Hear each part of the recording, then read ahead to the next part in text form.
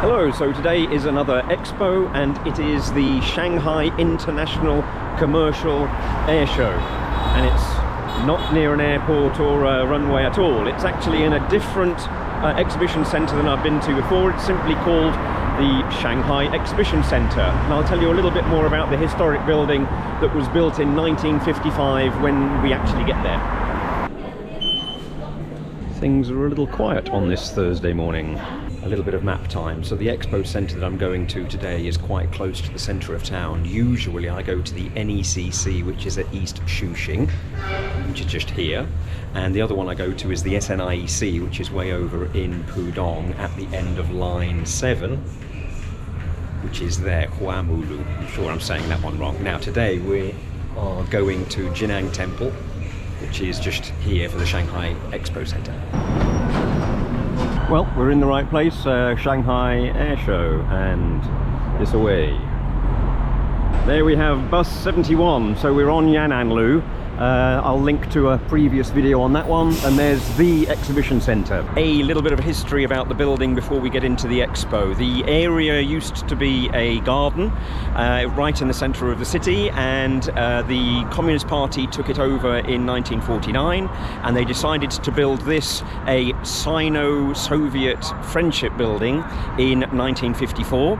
It completed in 1955, March the 5th, and the Expo actually opened 10 days later, so you can imagine the chaos that they may have been in those 10 days as they filled it. Okay, the relations between Russia and China went south in, I think, 1968, and so therefore this building turned into essentially the Shanghai government, city government's like parliament building, and then ever since 1978 it's been used purely as an exhibition space.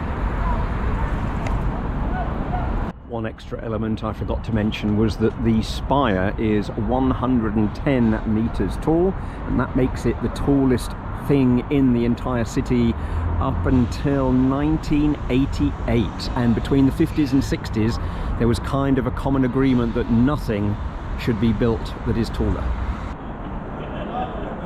I think the building is looking quite nice. It was restored about 12 years ago. So here we have AECC, the Aero Engine Corporation of China. It's probably got the main centerpiece of this expo.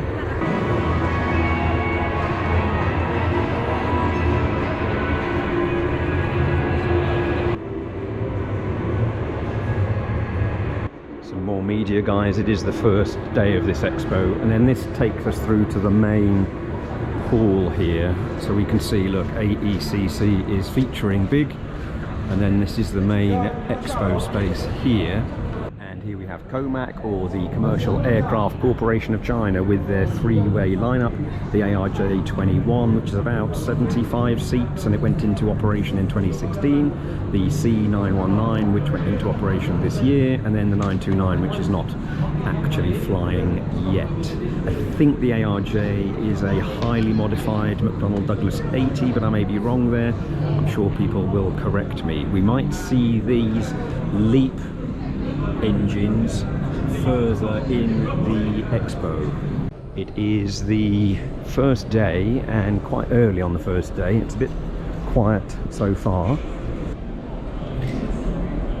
So the main hall is quite dedicated to the AVIC, Aviation Industry Corporation of China. They've got all of that stand there, and then all of this stand here as well. I'm seeing some drones. There we go, some rotary and some fixed, and some helicopters in the background, and some more standard type drones.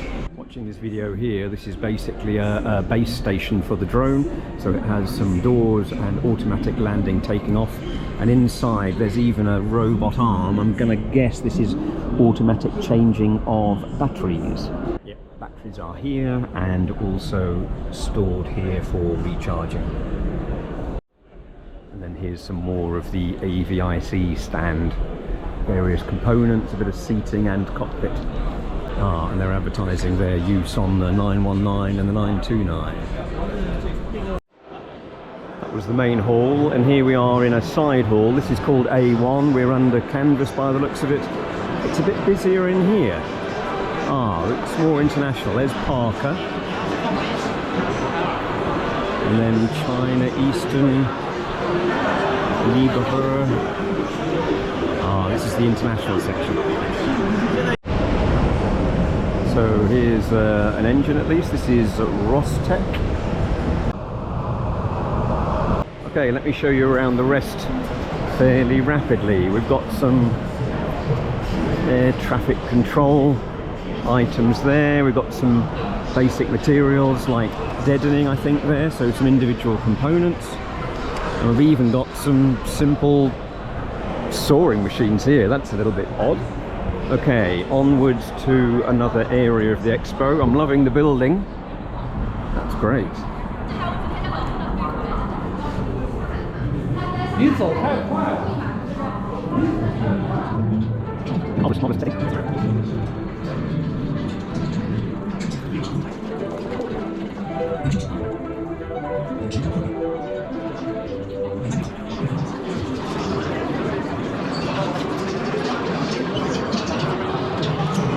This is the rocket we'll come back to and look at a little bit closer.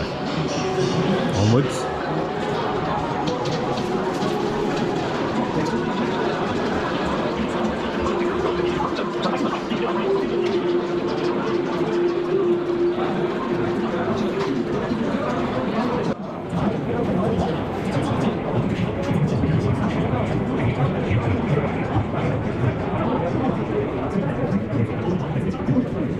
Here we are on UEC.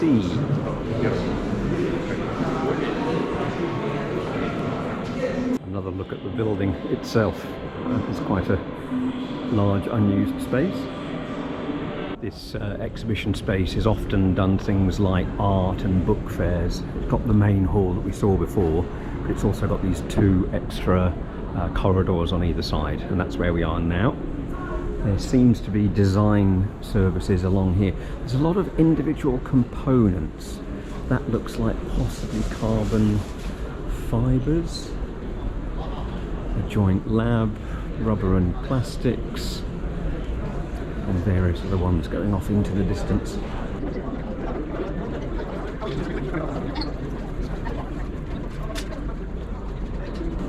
Saint-Gobain, so a French company. Obviously a very large company and you know, well known.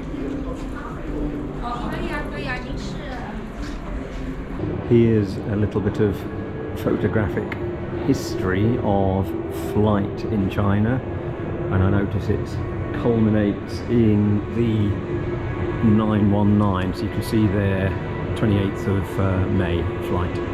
Here's the rocket I mentioned earlier. It's called Land Space, and I think it's LAN because LAN is blue arrow. So there's some details there, but I can tell you a little bit about it. It basically was a liquid oxygen and methane rocket that was totally independently developed by Land Space, and it launched in July 2023. I'm obviously reading from some notes here. And it managed to reach orbit, it says. I'm going to have to do some research on that one. But obviously they're quite happy about it. It marks that China fully mastered the key technologies of liquid oxygen methane launch vehicles. Okay, so good for them. And here again some mixture, so Avinex. I'm going to assume from the video that they are service providers or you know, airport services, aeroplane skins, but they're also doing cuts, so I have to mention it, and models. There you go, again some more individual materials there. There's some turbine blades. This is Shanghai super alloys. Some more details of the building itself as we go on into this hall. I'm kind of retracing my steps now. Germany's got a pavilion. There's some German exhibitors. Metallux surface treatment. Ah, here we go. There's all the names that are on that little stand there. Discotech. Interesting model there. Flight control actuators. And here we have GE and LEAP again, so leading edge aviation propulsion, which is being used on quite a lot of the new planes, the 919, I think the Neo and the 737 MAX. And their model squeaks. PPG, some coating technology. There was Parker, we saw them previously. Amphenol, CETC Avionics, some more use of rotary and fixed drones. Dassault are quite well known for their CAD systems, etc., and true to form, what they're talking about here, bridge the gap between virtual and real world. So, you know, it's a question of simulation to try and help with product development. Another area of the building here outside, I think this is called the West Garden. A significantly smaller show than the ones I'm used to with food, wine and cars, and I feel the building stole the show. It's been really interesting looking around the Shanghai Exhibition Center, the Sino-Soviet friendship building. Good to see some of the actual exhibitors, many components, many materials, but also some engines and some rockets as well. Hope you enjoyed that. If you did, please like and subscribe and follow me as I go through expos and tourism and public transportation here in Shanghai.